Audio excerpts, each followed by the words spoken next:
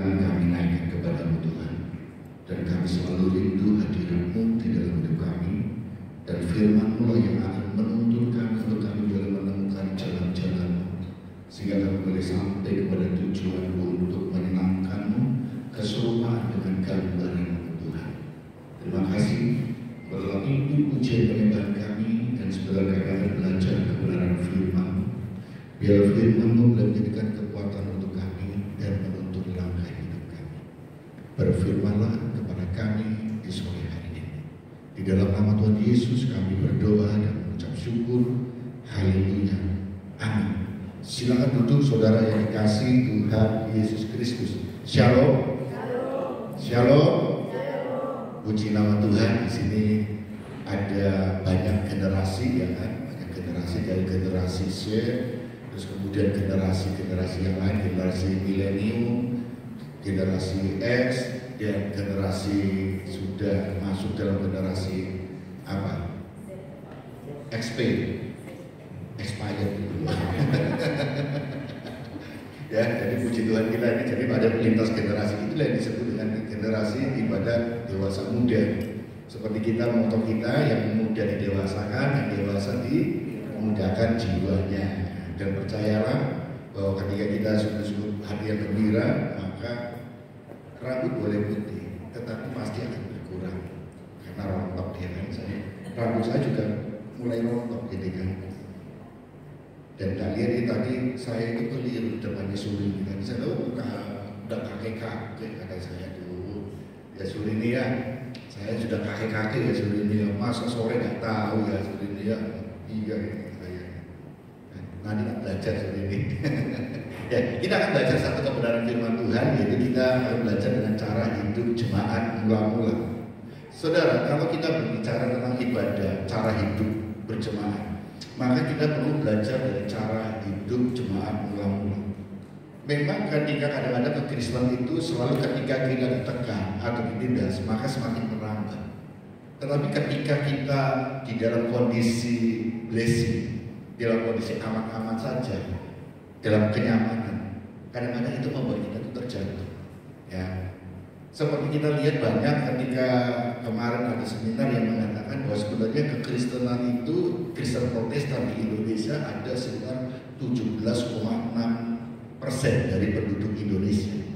Itu Kristen Protestan yang di dalamnya ada Pentakosta, karismatik dan sebagainya yang tergolong dalam agama Kristen Protestan. Katolik hanya sekitar mungkin 3 atau 4% gitu Katolik. Tetapi Kristen Protestan itu sekitar 17,6%. Dan itu kenaikannya dalam 10 tahun itu signifikan sekitar 1, berapa gitu kenaikannya.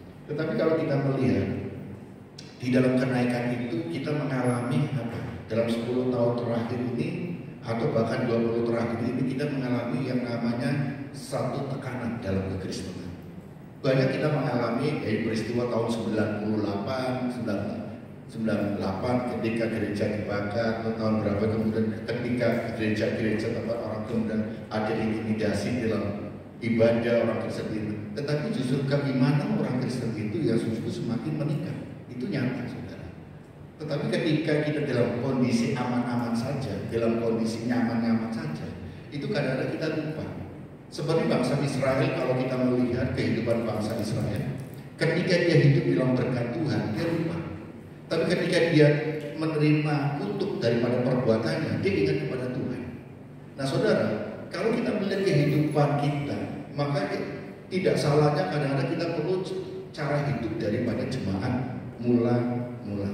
Nah saudara, di dalam Kisah Para Rasul pasal 2 ayat 41 sampai 46 ya. Kisah Para Rasul pasal 2 ayat 41 sampai 46 dikatakan demikian. Ya. Orang-orang yang menerima perkataannya itu memberi diri dibaptis, dan pada hari itu jumlah mereka bertambah kira-kira 3.000 jiwa. Mereka bertekun dalam pengajaran rasul-rasul dan dalam persekutuan, dan mereka selalu berkumpul untuk memecahkan roti dan berdoa. 43, maka ketakutanlah mereka semua, sedang rasul-rasul itu mengadakan banyak mujizat dan tanda. Dan semua orang yang telah menjadi percaya tetap bersatu. Dan segala kepunyaan mereka adalah kepunyaan bersama. Dan selalu ada dari mereka yang menjual harta miliknya lalu membagi-bagikannya kepada semua orang sesuai dengan keperluan yang masing-masing. Itu kata cukup ya. Dengan bertekun dan dengan sehati mereka berkumpul tiap-tiap hari dalam bait Allah. Kalau kita melihat dalam pasal 2 dimulai dengan ayat 41, orang-orang yang menerima perkataannya itu memberi diri mereka dibaptis, dan pada hari itu jumlah mereka bertambah kira-kira 3.000 jiwa. Saudara, ketika kita berbicara pertambahan jiwa, kita tentu melihat bukan sekedar kita hanya menambah bilangan, tetapi yang utama adalah satu pemulihan daripada arti pertobatan di dalam menerima Tuhan Yesus Kristus. Banyak orang Kristen kalau kita berbicara KTP beragama Kristen, maka hidup mereka adalah agamawi. Yaitu selalu ada aturan-aturan karena kita sadar tidak sadar kita mewarisi daripada agama sebelumnya, yaitu Yudaisme. Agama Yudaisme selalu penuh dengan aturan-aturan, ketetapan dan segala tradisi-tradisi semuanya ada. Dan agama Samawi ini maka menurunlah kepada kekristenan dan Muslim, selalu aturan-aturan yang dilakukan. Padahal kalau kita melihat Tuhan Yesus mengajarkan mengajarkan kebenaran kepada umatnya, Yesus tidak mengajarkan satu agama, tetapi Yesus mengajarkan tentang bagaimana kasih. Kalau engkau mengasihi Tuhan, maka engkau akan mengasihi sesamamu. Itulah yang disebut dengan hukum kasih. Kalau engkau ingin mengikut aku, maka engkau harus sakal dirimu, pikul salib dan mengikut aku. Itu adalah perkataan Tuhan Yesus bagi siapapun yang ingin menjadi pengikut. Yaitu apa? Sakal diri. Artinya bahwa kehidupan kita harus berubah dari cara hidup kita yang lama berubah menjadi cara hidup yang baru. Dari pola pikir kita yang lama menjadi pola pikir yang baru. Dari cara pandang yang lama menjadi cara pandang baru. Itulah yang disebut dengan manusia baru atau ciptaan yang baru. Dulu kita percaya hal-hal yang mistik, tetapi ketika kita percaya menerima Tuhan Yesus Kristus, maka kita gak percaya mistik lagi, tetapi kita percaya Yesus. Dulu aku masih percaya tradisi-tradisi, mitos-mitos atau apapun, tetapi ketika kita percaya Tuhan Yesus Kristus, maka kita tinggalkan semuanya. Itulah yang disebut dengan sakal diri. Dari kebiasaan kita yang lama, dari satu kebanggaan kita yang lama yang tidak di dalam Tuhan, tetapi ketika kita percaya Tuhan, menerima Tuhan Yesus, maka kita menggunakan hidup di dalam pola yang baru, yaitu pola kerajaan Allah. Dulu kita dalam kerajaan kegelapan, tetapi di dalam Tuhan Yesus kita masuk dalam kehidupan eklesia, dipanggil keluar untuk menuju kepada terang yang ajaib. Itulah yang disebut dengan sakal diri. Dari cara berpikir kita, dulu kita cuan yang penting uang, tetapi kita berubah. Bukan cuan yang kita kejar, tetapi kebahagiaan di dalam Tuhan itulah yang kita kejar. Bukan uang, kita semua butuh uang, tetapi bukan itu yang segalanya. Nah saudara, kemudian kita harus pikul salib bahwa hidup kita ini melakukan kehendak Tuhan. Apapun yang kita kerjakan adalah melakukan kehendak Tuhan. Maka setiap beban hidup kita harus tanggung sesuai dengan kapasitas kemampuan kita. Jadi kita tidak boleh ngeluh. Kalau kita menggunakan kekuatan kita tidak mampu. Tetapi kita harus menggunakan apa? Apapun yang ada dalam diri kita, yang kita harus lakukan, kita hadapi, itu adalah seizin Tuhan. Itulah yang disebut dengan pikul salib. Dan setiap orang berbeda-beda. Jadi jangan iri kalau kok ini ringan, kok berat ini. Enggak, karena Tuhan tahu kapasitas kita, kemampuan kita, kekuatan kita. Jadi kita nggak boleh iri. Loh, dia kok bisa pelayanan demikian, aku enggak. Kapasitas berbeda. Loh, kok dia bebannya begini? Seperti kita punya kalau kita sebagai pemilik usaha, kita sebagai owner, maka kita akan punya beban yang berbeda dengan seorang pekerja. Kalau kita kerja dengan orang, dengan kita kerja sendiri, bebannya berbeda. Maka kita nggak bisa membandingkan, oh dia begini kok aku begini. Enggak. Karena bagiannya beda-beda. Dan mengikut aku, bagaimana Yesus lakukan apapun kita lakukan. Itulah yang disebut dengan kita menjadi pengikut Kristus, menjadi orang Kristen. Nah saudara, Berbicara cara hidup jemaat mula-mula, kalau saya simpulkan dari ayat yang kita baca tadi ada 4, saudara. Yaitu apa? Mereka hidup di dalam pengajaran para rasul. Dulu tidak ada Injil yang tertulis. Mereka para jemaat-jemaat yang lain itu tidak langsung diajar oleh Tuhan Yesus, tapi mereka diajarkan oleh para rasul yang meneruskan ajaran Yesus. Sehingga apa? Ketika Paulus mengatakan dalam Roma, jadi iman timbul dari pendengaran oleh firman Kristus. Kemudian ketika kita lihat Injil lain dan Injil Yesus Kristus, maka dia harus membedakan. Injil yang murni, Injil yang diajarkan oleh para rasul adalah Injil tentang Yesus Kristus, bukan Injil yang lain. Nah saudara, sehingga pola hidup jemaat itu adalah dengan apa? Hidup di dalam pengajaran para rasul. Apa yang diajarkan oleh rasul, dia renungkan, dia lakukan. Hidup itu selalu dia merenungkan, bertekun di dalam pengajaran rasul. Yang kedua, mereka hidup dalam suatu persekutuan. Keindahan di dalam persekutuan, keindahan di dalam mereka ini boleh saling bersama-sama. Ada suatu, kalau kita membaca ayat selanjutnya itu dengan jelas tadi kita baca, mereka pengen setiap hari di bait Allah untuk berdoa bersama, berbagi bersama, semua lakukan persekutuan. Yang ketiga adalah perjamuan. Mereka berkumpul untuk apa? Memecahkan roti dan mereka makan bersama. Nah, kalau kita lihat zaman sekarang, kita ambil perjamuan yang kita lakukan, persekutuan itu, di dalam perjamuan itu kita lakukan ada perjamuan kasih dan perjamuan kudus. Tetapi pada zaman dulu itu bukan perjamuan kudus namanya, tetapi perjamuan di mana digambarkan suatu mereka dengan Yesus dia bersama dengan murid-muridnya makan dan minum bersama di malam yang terakhir. Ya. Dan ini yang menjadi suatu apa? Jadi peringatan bersama dengan Yesus menjelang disalibkan. Ada perjamuan, baik itu perjamuan kasih atau perjamuan kudus. Tetapi yang penting adalah mereka ada persekutuan dengan Yesus Kristus. Di dalam perjamuan makan malam dengan Yesus dan murid-murid, ada Yesus sampai dia membasuh kaki murid-muridnya. Ada suatu persekutuan, ada kebersamaan. Kemudian berdoa, saudara. Pola hidup berjemaat mula-mula selalu berdoa dan berdoa. Coba kita akan baca satu-satu, saudara.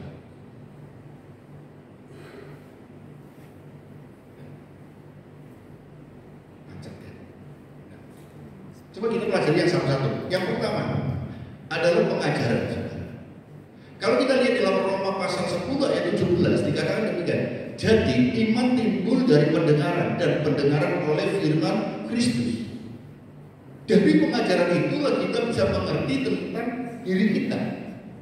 Kita ditunjukkan mana yang benar dan mana yang salah, dan posisi kita ada di mana. Apa kita ada dalam kebenaran, hidup kita benar, atau hidup dalam kita yang hidup yang keliru. Dan kalau kita ingin tahu, maka harus ada indikator ataupun standar untuk menjadi diri kita. Yaitu maka firman Tuhan pengajaran itu boleh menjadi suatu cermin diri kita. Siapakah aku? Apakah aku ini orang yang benar atau orang yang salah, orang berdosa? Kita bisa membedakannya dari apa? Pengajaran itu. Oleh karena itulah kita dalam kita beribadah, kita mendengar pengajaran, hati-hati. Hati-hati terhadap pengajaran, maka awasilah pengajaranmu. Awasilah ajaranmu. Semua Rasul Paulus memberikan satu peringatan kepada Timotius dan kepada kita semua. Awasilah ajaranmu. Karena ajaran itu akan berpengaruh dalam pola pikir kita. Ajaran itu akan mempengaruhi tindakan kita. Ajaran itu akan mempengaruhi cara pandang kita. Oleh karena itulah pola pikir kita harus selalu berpadangan dengan apa? Pengajaran. Maka pengajaran yang benar seperti apa? Pengajaran yang diajarkan oleh para rasul. Banyak Injil lain, banyak guru-guru yang lain. Tetapi Injil pada waktu itu adalah pengajaran yang diajarkan oleh para rasul. Itulah yang murni dan yang benar. Karena mereka, para rasul adalah murid langsung daripada Tuhan Yesus Kristus. Banyak orang mengaku murid, tetapi mereka bukan murid yang sejati, yang dari murid Tuhan Yesus. Sehingga untuk membedakan antara guru dan rasul adalah apa? Yang membedakan ajaran ini siapa yang ajarkan. Para guru-guru palsu ataupun rasul-rasul palsu, mereka nabi-nabi palsu, mereka mengajarkan sesuai dengan keinginannya dia. Tetapi rasul-rasul mengajarkan tentang apa yang mereka ingat ketika dia diajarkan oleh Tuhan Yesus Kristus. Sehingga ketika ada problema, masalah di dalam gereja masing-masing, di dalam jemaat, mereka akan selalu berkumpul di Yerusalem untuk memecahkan persoalan demi persoalan. Pengajaran itu akan menjadi suatu cermin diri, cara pandang kita, dan kita boleh mengerti lewat pengajaran itulah kita boleh menemukan identitas kita bahwa kita ini adalah manusia yang berharga di mata Tuhan. Jadi kalau kita merasa kita nggak berharga, aku nggak layak, aku masih hidup demikian, saudara belum mengerti tentang ajaran. Saudara, seperti kemarin kita ngobrol-ngobrol dengan seseorang, ya. Kenapa kok sakit pikiran ini begini-begini? Dia katakan, mainnya kurang jauh, refreshingnya kurang jauh. Kemudian ada lagi, saudara, ada orang mengatakan bahwa ajaran kalau engkau ingin dibebaskan dari persoalan, maka engkau harus banyak refreshing, healing. Betul, itu salah satunya. Tetapi healing aja kalau kita tidak mengerti menemukan satu pengajaran yang hakiki, yang kekal ini firman Tuhan, maka itu akan menjadikan kita pribadi-pribadi yang lemah. Hanya kita inginnya pergi, tetapi tidak bisa jadi. Karena apa? Damai sejahtera sesungguhnya itu dari mana? Dari dalam diri kita, bukan dari luar. Damai sejahtera itu sesungguhnya adalah dari diri kita.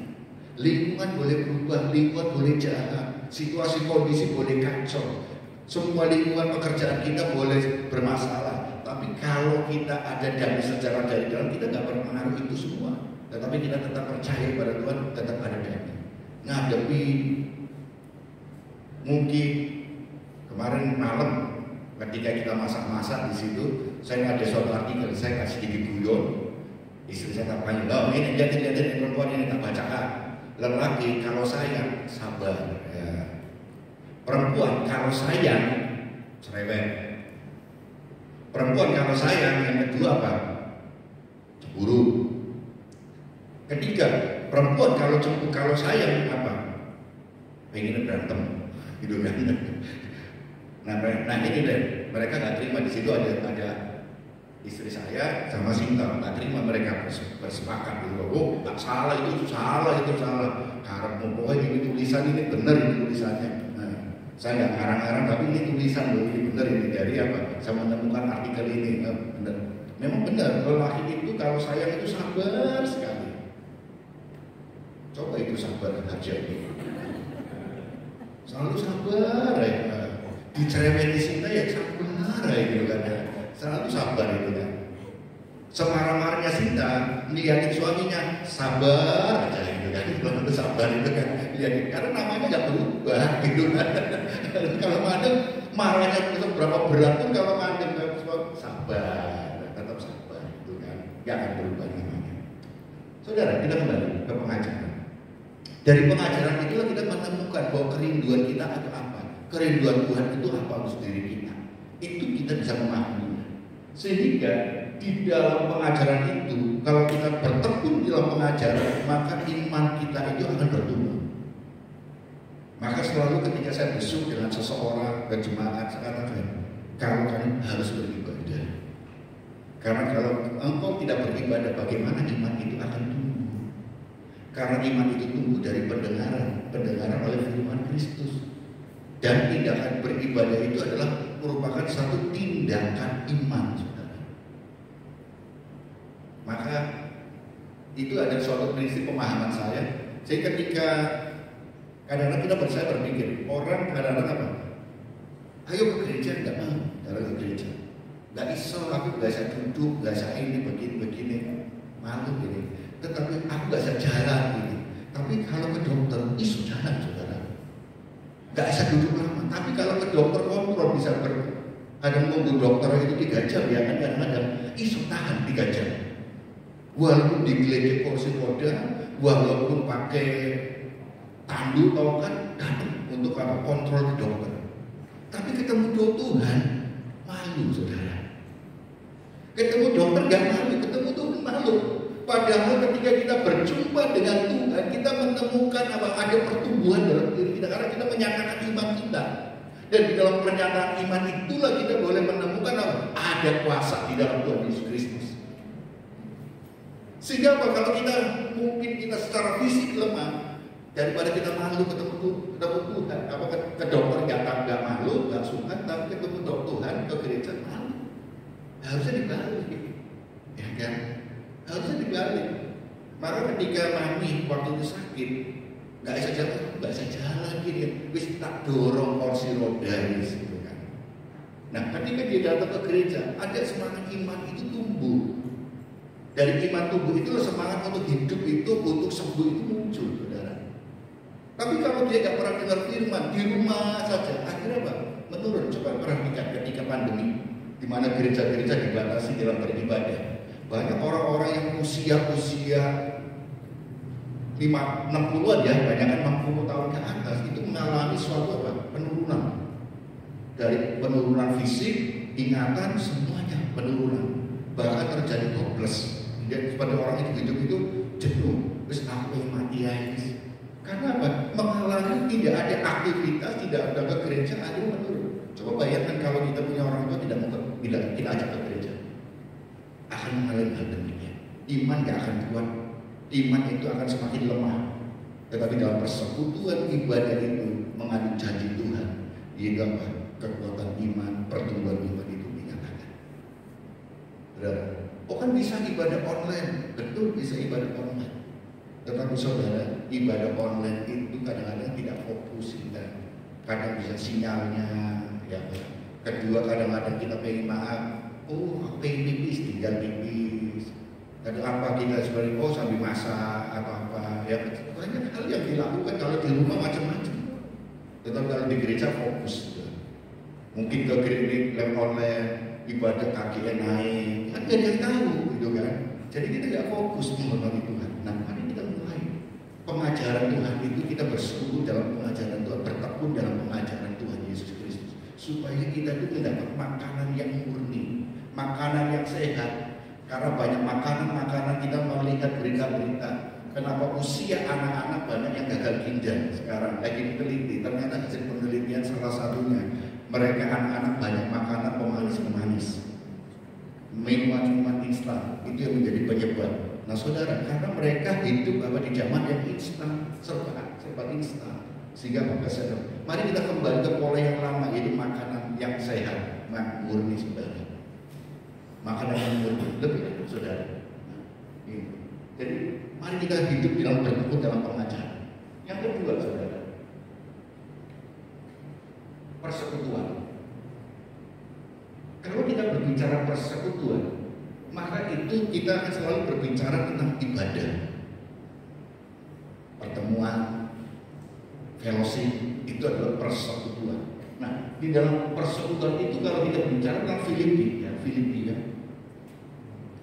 Aku mengucap syukur kepada Allahmu karena persekutuanmu dalam berita Injil mulai dari hari pertama sampai sekarang ini.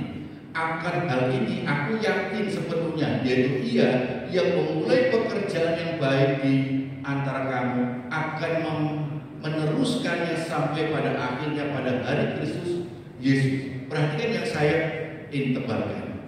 Aku mengucap syukur kepada Allahku karena persekutuanmu dalam berita Injil. Berita Injil adalah pengajaran mulai dari hari pertama sampai sekarang, sampai hari ini, dahulu, sekarang. Dan perhatikan di sini akan meneruskannya sampai pada akhirnya pada hari Kristus Yesus, sampai kepada akan datang. Jika kita bersekutu dengan Tuhan, kita melakukan suatu persekutuan yang intim dengan Tuhan, maka kita akan dikuatkan. Masa lalu kita akan selalu bangga dengan kehidupan kita yang lalu. Kita masa lalu mungkin kita punya masa lalu yang kelam, yang tidak mungkin tidak mengenakan, tetapi bukan sesuatu yang perlu ditangisi. Tetapi itu sebagai bahan evaluasi untuk kita lebih ke depan lagi. Karena manusia punya masa depan dan punya masa lalu. Dan tidak semua masa lalu itu selalu indah, saudara. Kemarin saya telepon seseorang, jemaat yang sakit, saya tanya kabarnya, itu Cinani, ya Pak Cinani kondisinya. Terus dia dengar ada yang sakit, Pak Oscar, segala macam. Ya Pak, ya Pak. jemaat waktu ini sama ya jemaatnya loro kabeh kan. Saya katakan berarti saya itu masih mengembalakan manusia. Kalau nggak ada yang sakit, saya mengembalakan malaikat-malaikat. Nah, kalau manusia kan terbatas bisa sakit, berarti saya masih apa? Yang saya gembalakan itu manusia-manusia. Iso sakit punya masalah punya apa? Itu manusia. Kalau nggak ada yang sakit, ya jemaatnya nggak ada yang sakit, malaikat-malaikat. Jadi di dalam telepon itu kita ketawa bareng. Bener ya, bener. Jadi apa? Ya namanya kita manusia terbatas, bisa sakit daging ya. Berarti kita harus bersyukur. Hati gembira itu obat sih. Iya, betul. Kalau kita berpikir nggak mau sakit, malaikat kita. Mungkin kita kan masih manusia. Iya. Benar. Kita ini masih manusia. Maka kita membutuhkan suatu persekutuan. Di dalam persekutuan itu kita bisa tahu siapakah aku ini. Dan bahwa kita ini membutuhkan orang lain satu dengan yang lain. Maka dalam hukum yang terutama tentang kasih itu adalah kasih kepada Tuhan dan kasih kepada sesama. Artinya ketika kita bersekutu dengan Tuhan, maka kita tunjukkan persekutuan kita dengan sesama kita. Itulah disebut dengan persekutuan. Dalam ibadah, komunitas, atau dalam ekosistem dan kita ibadah kita menunjukkan suatu perkumpulan, yaitu gereja, orang-orang yang dipanggil dari keluar dari kegelapan menjadi terang ajaib, sehingga membentuk suatu komunitas yang baru, jemaat, dan sampai menjadikan suatu ekosistem, yaitu membentuk suatu atmosfer di dalam sekitar kita. Bukan kita menjadi satu gereja untuk diri kita sendiri, tetapi gereja yang mempengaruhi luar. Itulah ekosistem. Atau atmosfer kita melangkah kepada yang di luar sana. Jadi atmosfernya mempengaruhi sekitar kita.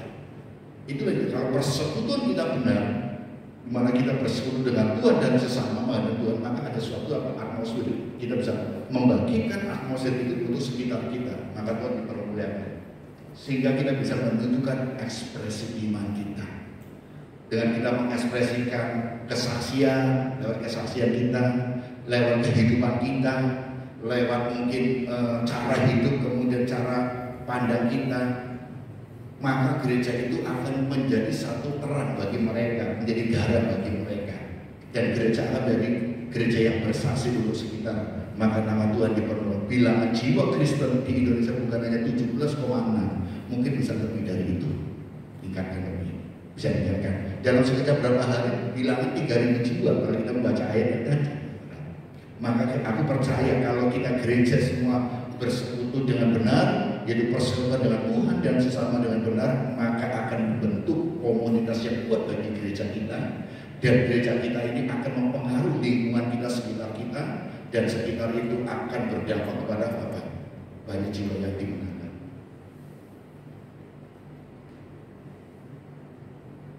Yang ketiga, saudara, cara pandang jemaat yang ketiga adalah perjamuan, saudara.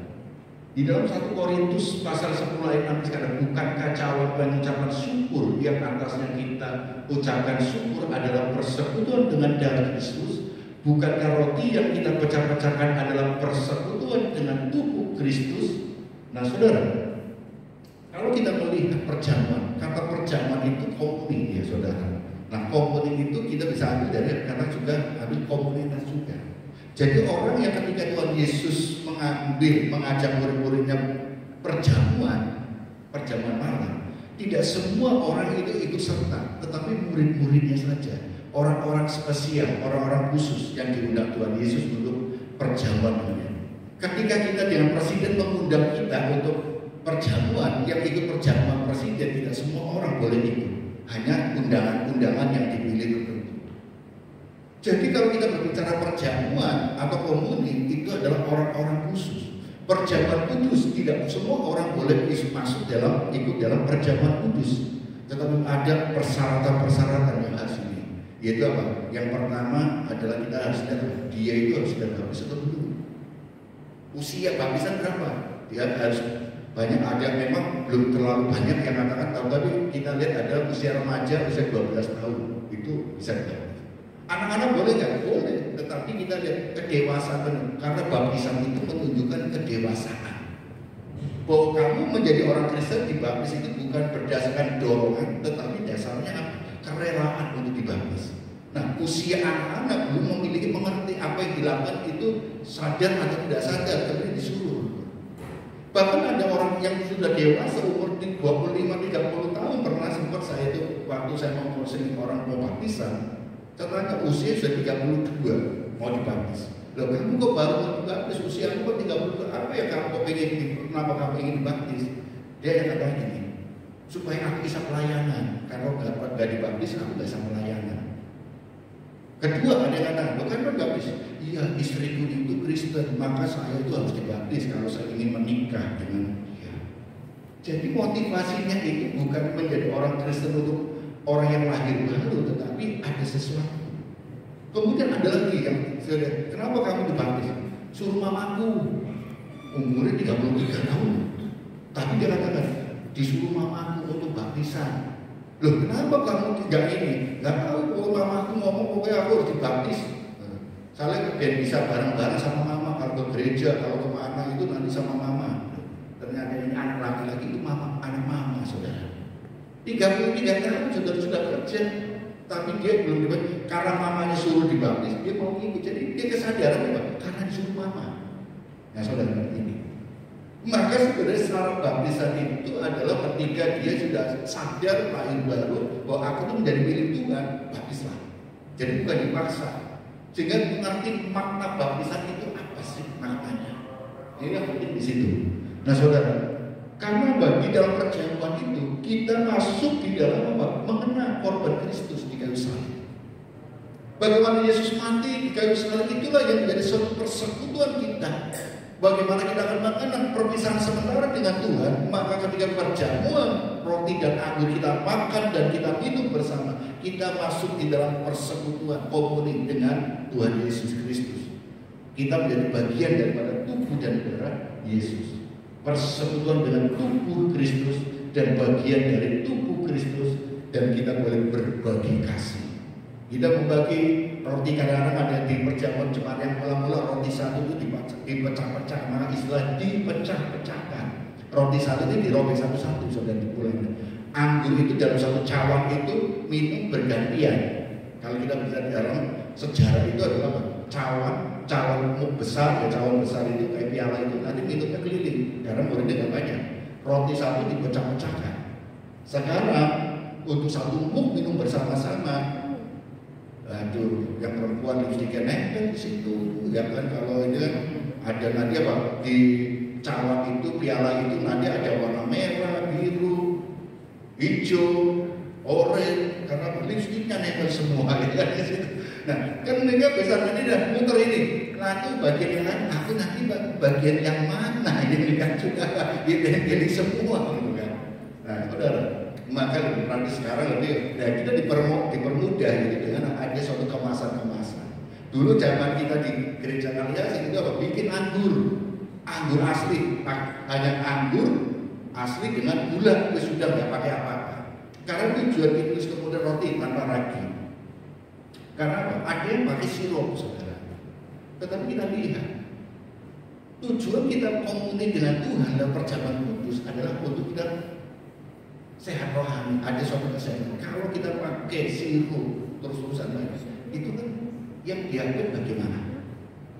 Nah itu, maka kita perlu harus hati-hati di situ. Apa yang kita minum, kita makan itu harus sehat. Kalau roti itu mengandung pakai ragi, ya kan, akhirnya bagi orang yang bermasalah lambungnya bisa asam lambung naik. Saya kalau makan roti, asam lambung saya mulai naik sekarang. Ya perut-perut pria aja sih ya ini ya. Perut-perut ningrat ya gitu ya. Kalau makan roti asam lambung, karena berarti roti ini mengandung apa? Raginya lumayan. Jadi mulai. Kalau makan sesuatu garam ya kan, kalau garamnya di luar batas tebel bibir saya. Jadi kalau rasanya tebel, oh ini garamnya sudah banyak ini. Kalau belum ini masih aman. Nah saudara, yang dikasih Tuhan Yesus Kristus, kita bagian dari murid, kita bisa berbagi kasih. Ya, selanjutnya yang keempat, saudara.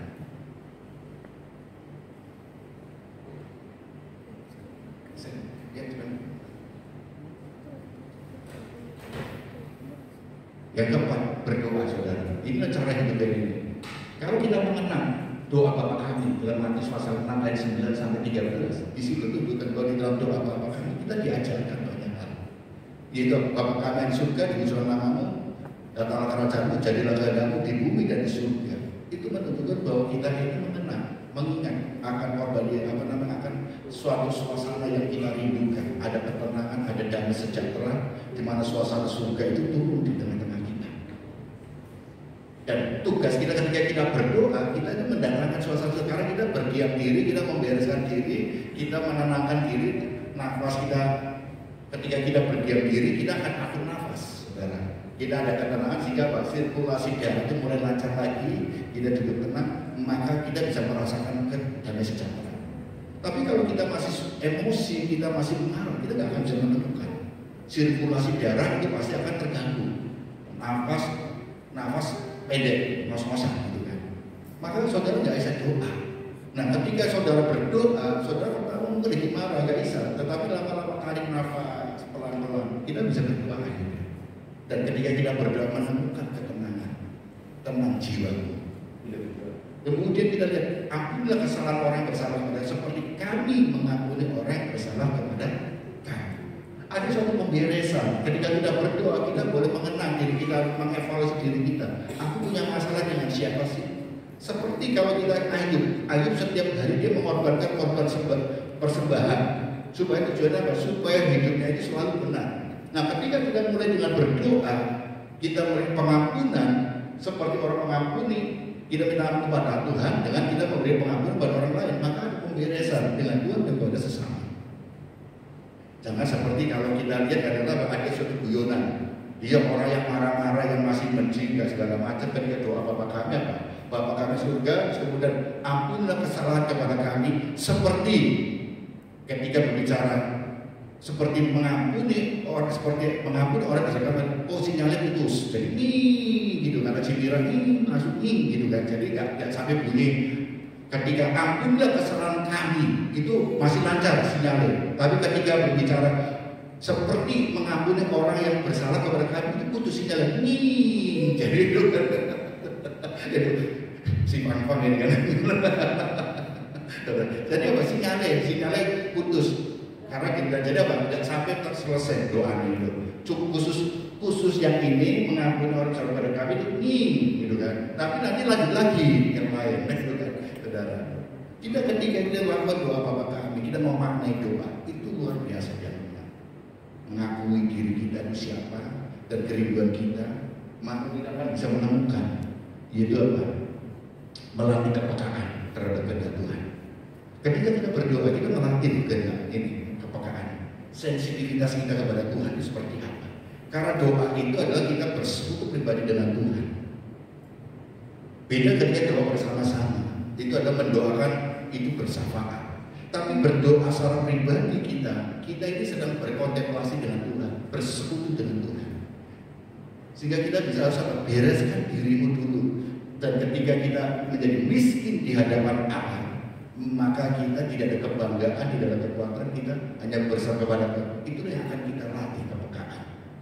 Orang kalau sudah peka dengan kehendak Tuhan, dia peka, dia berdoa berapa jam itu bisa sama.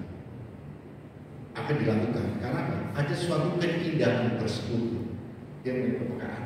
Suasana surga turun ke bumi ini. Beres terhadap sesama, pasti akan ada pemberesan dengan sesama. Dan bersandar kepada Tuhan. Ini adalah doa Bapa kami. Ya, kita lihat yang selanjutnya. Saudara, kalau kita lihat, kita ini hidup di dalam masa-masa sekitar kita banyak generasi Z, saudara. Generasi Z itu siapa sih? Kemarin saya ikut seminar, generasi Z itu usia 12 sampai 25 tahun, saudara. Di bawah 12 tahun itu, sekarang yang masih anak di bawah, masih SD itu disebut generasi apa? Alpha. 25 ke atas sampai 38 itu disebut generasi milenium. 40 ke atas mungkin itu disebut generasi apa? Generasi X. Maka kali itu batasnya 12-13 tahun. lalu di atasnya X apa? Jadi Y generasi pokoknya gitu terus nanti milenium X terus apa selanjutnya itu kan generasi. Nanti usia 80 tahun dia masuk generasi apa? Tetapi kita harus lihat ya, ternyata generasi Z ini secara umum itu usianya berapa? 12-25 tahun.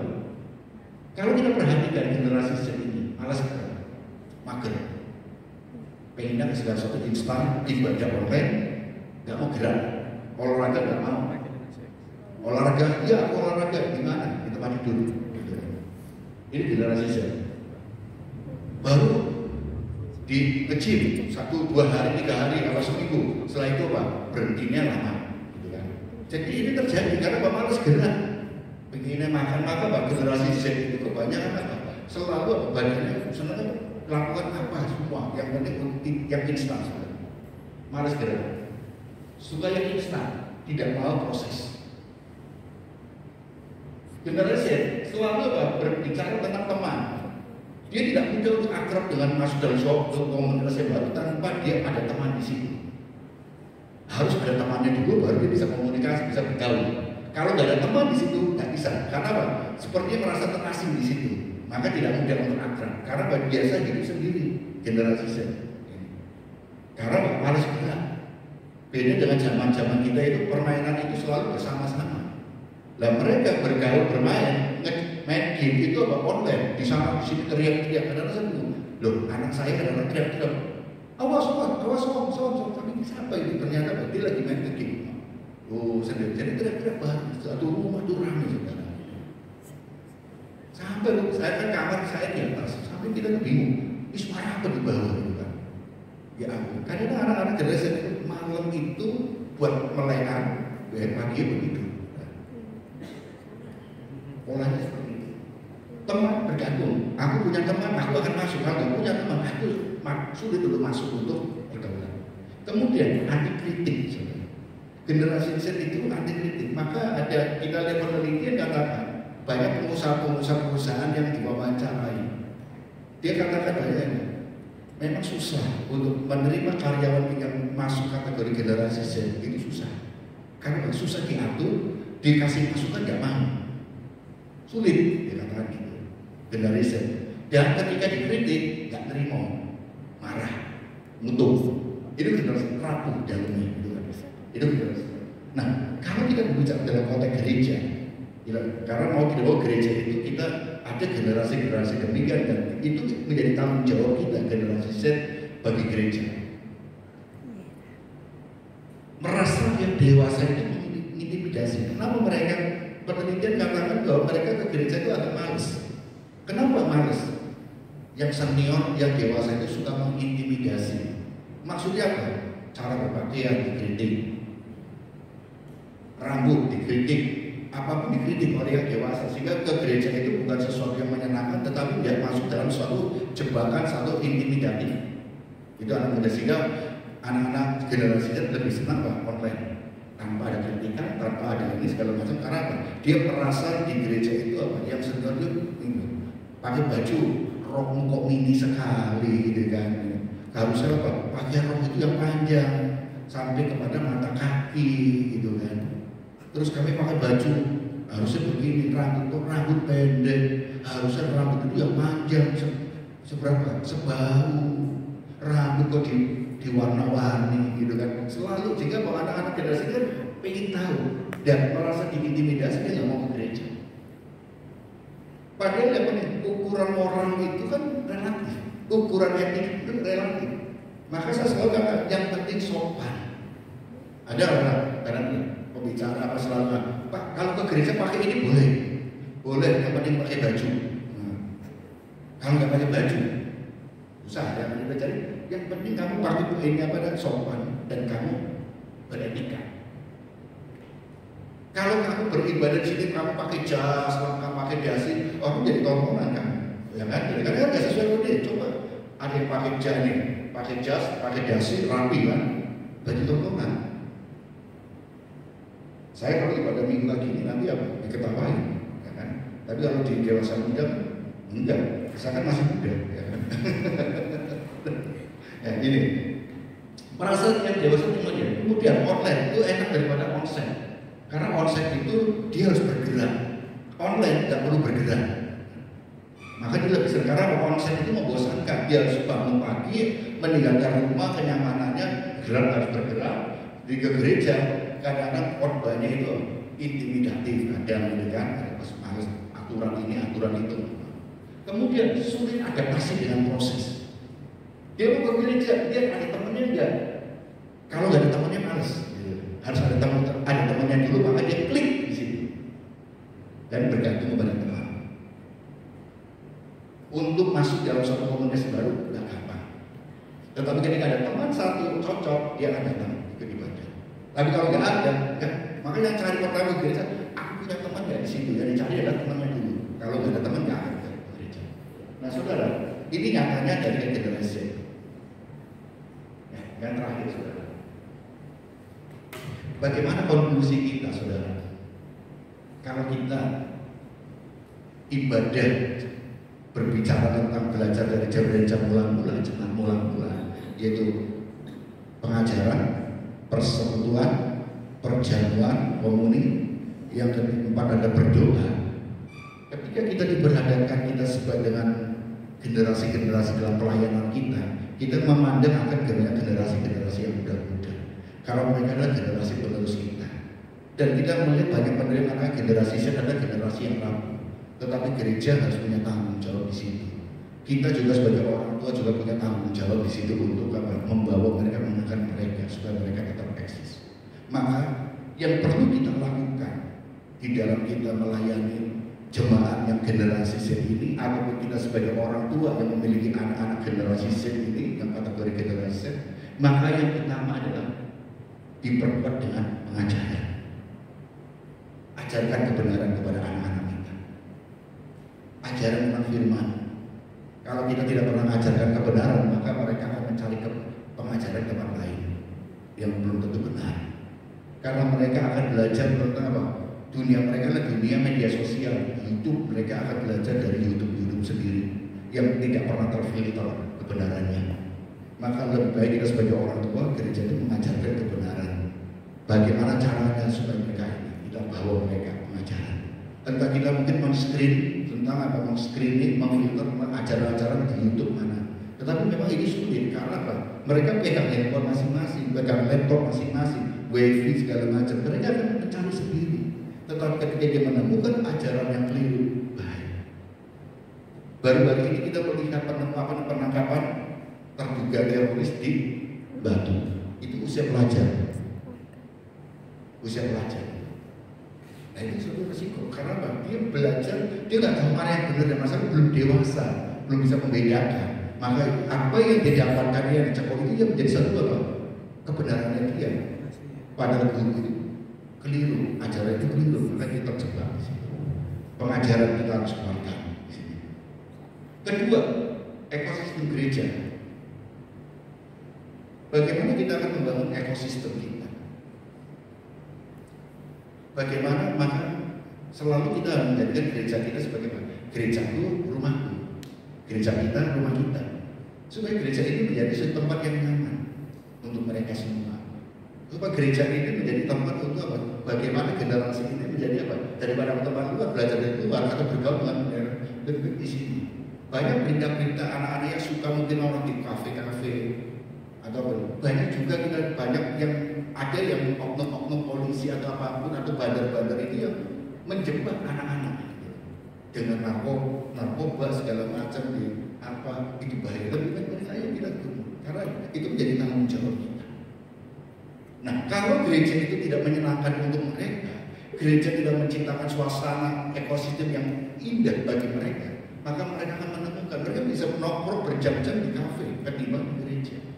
Maka lebih baik kita sebagai orang-orang yang bergelut di dalam dunia pelayanan. Mari kita mulai dengan apa? Sebagai hidup menciptakan. Ketika ada orang lain, mari kita welcome untuk mereka. Kita rangkul mereka semuanya. Karena pada dasarnya mereka ini dirangkul, mereka ini dihargai. Komunitas. Tidak ada ibadah anak-anak, remaja, jin itu dewasa muda. Itu suatu komunitas untuk mereka. Dan mari kita yang mau ini kita rangkul mereka. Tadi ada teman-temannya anak-anak kita ya. Tapi kira mereka udah pulang duluan ya kan mereka mau ke Adijasa. Kita rangkul sehingga menjadi tempat untuk komunitas mereka karena mereka datang ke gereja harus ada temannya dulu. Baru mereka mau datang ke gereja. Kalau tidak ada teman maka dia tidak mau karena asing. Generasi Z itu tidak mudah untuk bergaul dengan dunia dengan ini. Kalau tidak ada yang jual dia itu mentoring, saudara. Dibutuhkan mentor-mentor dan saudara semua adalah mentor untuk membina mereka. Apa yang kita lakukan, saudara lakukan, apa yang saudara kerjakan itu bisa itu dilihat oleh mereka. Sadar tidak sadar, kita ini sudah memberikan suatu contoh untuk mereka. Kalau kita melakukan sesuatu yang tidak baik, maka kita memberi contoh suatu ajaran yang tidak baik. Kalau kita melakukan sesuatu yang benar, sesuai firman Tuhan dan yang baik, maka sadar tidak sadar kita sudah memberikan suatu ajaran atau contoh yang baik. Karena usia-usia segini itu mereka lebih senang belajar secara visual. Apa yang dilihat? Kalau kita tidak yang dilihat mata itu yang dilihat. Maka ibadah itu kalau kita berbicara jemaat mula-mula dan kita ibadah itu bukan hanya berbicara di gereja di luar. Tetapi engkau bagaimana kau memperlakukan orang tua, memperlakukan saudara, memperlakukan anak itu dilihat.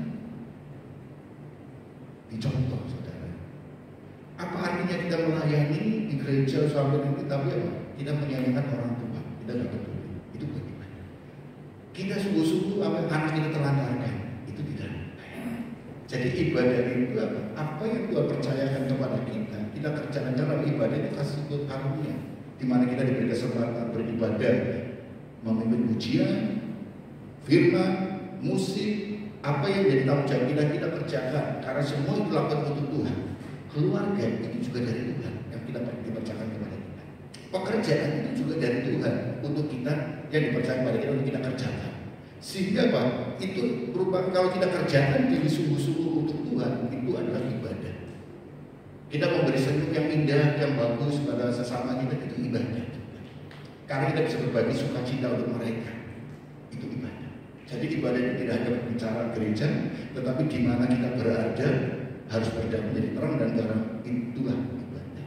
Ya saudara, ini harus menjadi pemahaman kita bersama. Kesimpulan jalan keluarnya adalah pengajaran, ekosistem di dalam gereja, komunitas, mentoring. Nah ini jadi kekuatan kita. Amin. Firman Tuhan. Saya undang bagi berdiri semua. Kita akan ibadah kita. Saya undang untuk maju ke laporan musik ya.